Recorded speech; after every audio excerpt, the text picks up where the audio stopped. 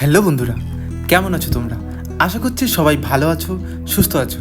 আমার আবার একটা নতুন জার্নিতে তোমাদের সবাইকে স্বাগত।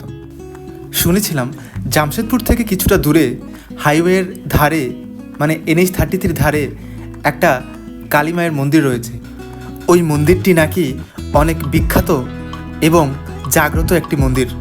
হাইওয়েতে যাওয়া যে কোনো গাড়ি বা যে কোনো নতুন গাড়ি ওই মন্দিরের পাশ দিয়ে গেলে ওই মন্দিরে পুজো দিয়ে তারপর তার পরবর্তী যাত্রার দিকে অগ্রসর হয়। তাই বাইকে করে NH-33 ধরে পৌঁছে গেলাম মন্দিরটিতে। মন্দিরটি একদম NH-33 ধারেই অবস্থিত এবং এই জায়গাটির নাম পারিডি এবং এই মন্দিরটিকে অনেকে পারিডি কালী মন্দির বলেও পরিচয় দিয়ে থাকে।